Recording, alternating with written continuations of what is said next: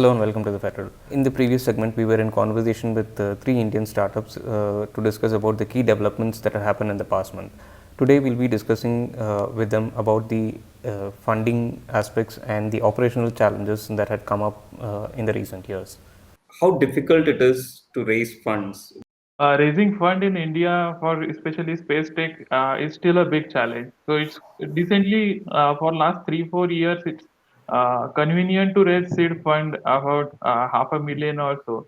But raising a big capital around a million over a Series A, which is around 3 to 5 million, is has been a big challenge.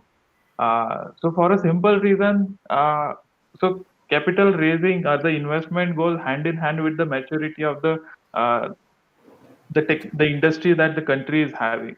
Shift is happening from manufacturing focused industry to design and innovation related focused industry.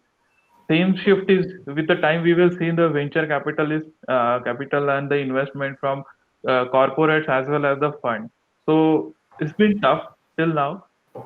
So, have you seen a change in the last 3 years with respect to the investors coming forward to put money in the space segment? You can see the transition happened from when the services bubble burst in 2015-16.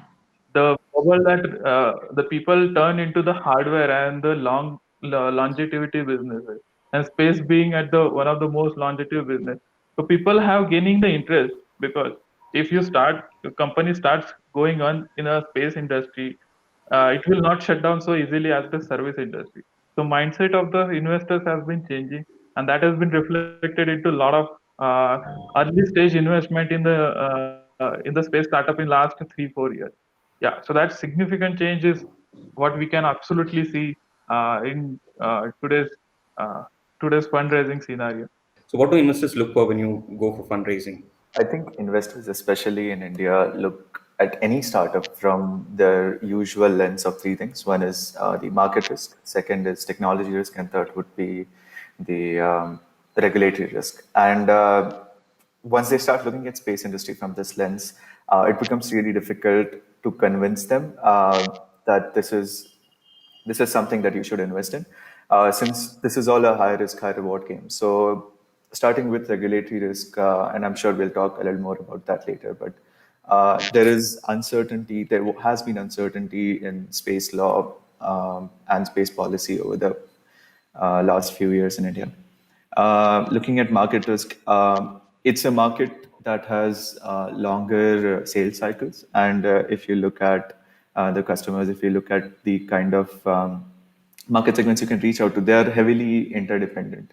So the scope for growth that you have to portray to the investors, that is another challenge here. And third, according to me, would be the technology risk in itself. This is explaining to them that it's not a binary game, whether it either fails or it succeeds, which has been the case with space since its inception, space technology since its inception. I think that is the third thing that investors usually look for in the space sector. So spending time with them, convincing them that there is a market, doing enough market research, proving that there is technology, going through the technology roadmap. I think those are the main things that investors expect from space companies. How do you select the VCs? How's been your experience while raising funds? Okay. So VCs like to call it value add that they give to certain companies.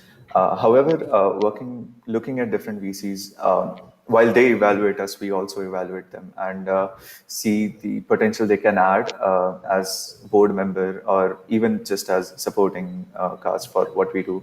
And so far, it's a very mixed response. While some venture capitals that we reached out to, especially in our early stage, were they were reluctant to take meetings. They were reluctant to explore more into the sector because it was hardware, it was high risk, and it was a long-term play. So all these three things are usually red flags for them. However, over the course of the last 1.5 years, we've built enough traction with these VCs, conditioned them in a way to understand what our technology is. And some of them have really spent a lot of time understanding it, understanding the market, understanding the viability of the product and how it will go ahead in the future. So there is a lot of positive response from some of the best venture capital houses in India for seed and Series A funding. And I think that that outlook is changing over the last few years. Add it into for simple reason is we didn't have a space industry before.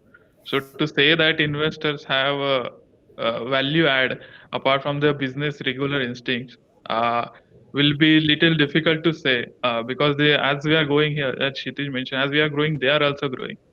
It will be more of a hand-in-hand journey rather than investor coming and telling, okay, do these things and you can get this kind of benefits or this will be the harder. So yeah, so that has been the process for investors also. Yeah. I think a small correction there. It would rather be space startups who have not been there before, because there have been a lot of traditional players, and they haven't raised private equity on venture capital. Yeah, of course. That's the reason why. As you plan to launch the satellites, what are the challenges that you guys face? And the recent COVID-19 push probably by a few months. But in general, what are the challenges that you guys face, be it in terms of data, be it in terms of access to facilities? So how do you? I think access to facilities is one of the biggest hits that we've gotten. So interstate travel is a little difficult at this moment, and some of our facilities were in Hyderabad, some of them are in Chennai. So that has been delayed by a couple months, hopefully not more than that. In terms of launch as well, shipping and all, there is a lot of uncertainty on that side. And getting approvals to do all of that has become much more difficult than it already was. In terms of working on the next satellite, it's primarily a strain that the supply chain industry has taken. So an already saturated list of suppliers is now even more saturated because they could not work and they have a bulk of orders that they have to clear out. So, and some suppliers have even gone under. So it has its strain on both the testing side of things and on supply. However, luckily, our launch got moved to November. So we have more wiggle room over there.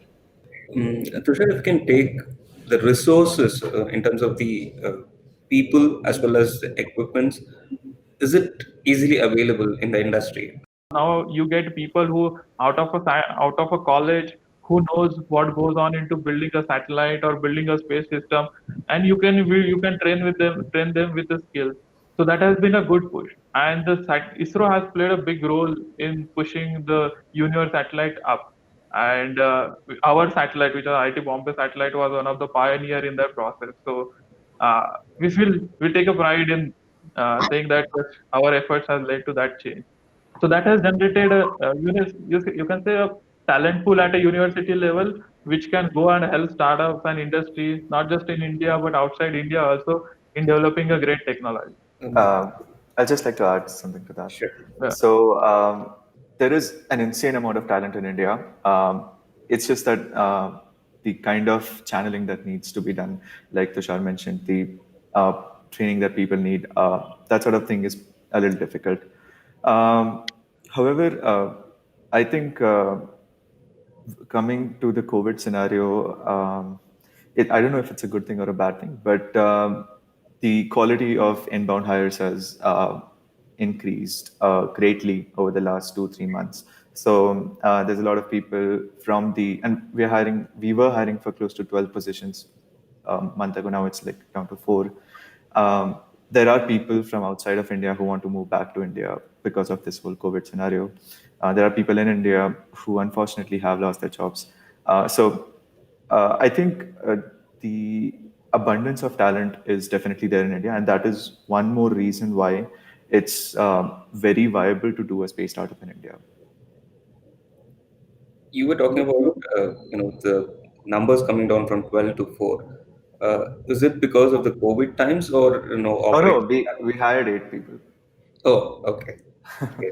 There is no dearth of talent, as Kshitij mentioned. So there's a lot of talent, and thanks to Abdul Kalam, the state which I come from, Tamil Nadu, he inspired a lot of students to look into the sky, and you see many aeronautical engineers, aerospace engineers coming up from that state. Particularly in India, Tamil Nadu produces, the most number of aerospace graduates. But the problem is there is no industry to utilize their talent. But with startups like us, we can, and there is in the education curriculum, they are not industry ready as far as this sector is concerned.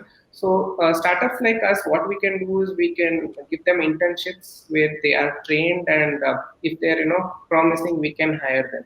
So I think that alone would create more opportunities in this particular domain.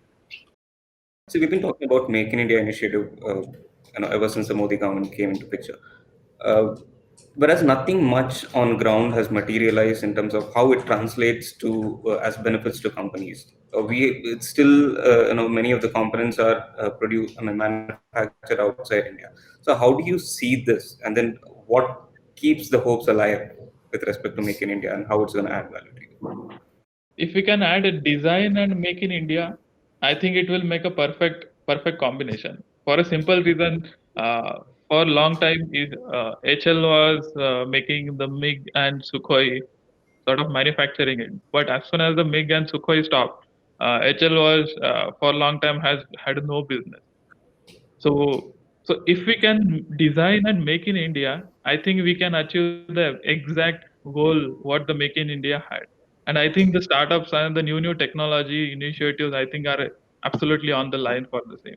Looking at today's topic also, the viability of being in space startup segment in the country. So we have to prove to the world that Indians do make good space products.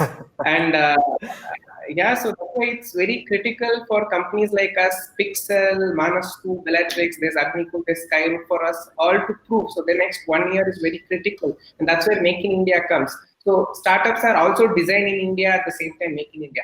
At Bellatrix, we make everything. We don't import anything. So every technology is being developed inside. So we have to prove to the world that what we make is truly world class. And space is not constrained to a country alone. It's global. And that's why this year is critical when us all prove that what we do works in space. It is going to pave the way, and it is going to change the mindset of people that yes, quality, Make in India, and quality in space, of course, these startups can deliver, and people will trust and start buying. At the same time, if you looked at the recent announcement, the foreign direct investment into defense has gone from 49% to 71%. It is not clear how space industry can make use of it. Is FDI actually allowed? So these are the clarifications which are needed. But until then, once we prove these things, of course, these things will open up, and we can play a larger role. And most importantly, the common man of India thinks space is a waste of money and it is just show, but they do not realize how much it is being benefited. For 1 rupee you invest, you get 100 rupees in return, is a fact that he is unable to understand. And I think through initiatives like the federal, like which you are taking, this message has to go, that if you invest in space, your returns are much higher. So thank you, Rohan. If you can explain, since you talked about the layman not understanding, the money aspect, the challenges and other things. If you can explain it to a layman, how he's going to benefit, let's say down the lane after 5 years, or what is that's going to change his perspective and life? Of course, my other panelists can also add to this, but what I would say is just look at the world, how small it has become, how we are all connected. It's only because of space technology, it's only because of satellites, where the world has become such a small place, and nobody can imagine. So my mother, when she used to go to college to a different city, the parents had to wait for her to go there and then write a letter. The letter has to reach. Only then will they get to know that she has reached there safely. The advances, whatever we are seeing today, everything has space segment in it, and the word software itself was developed for the moon landing in the Apollo era, and the incentives or the spin-off technologies which you can get from developing a space technology is immense. So this is how you can make a common man understand, and also through how India was able to save many lives during the cyclone attacks in Orissa. If you take 10 years before and now, the amount of lives saved because of the data which you get through satellites from space. And a farmer, if you want to survey a large land, like companies like what Pixel is working on, so a farmer can exactly know what is the health of the soil, what is the health of the crops.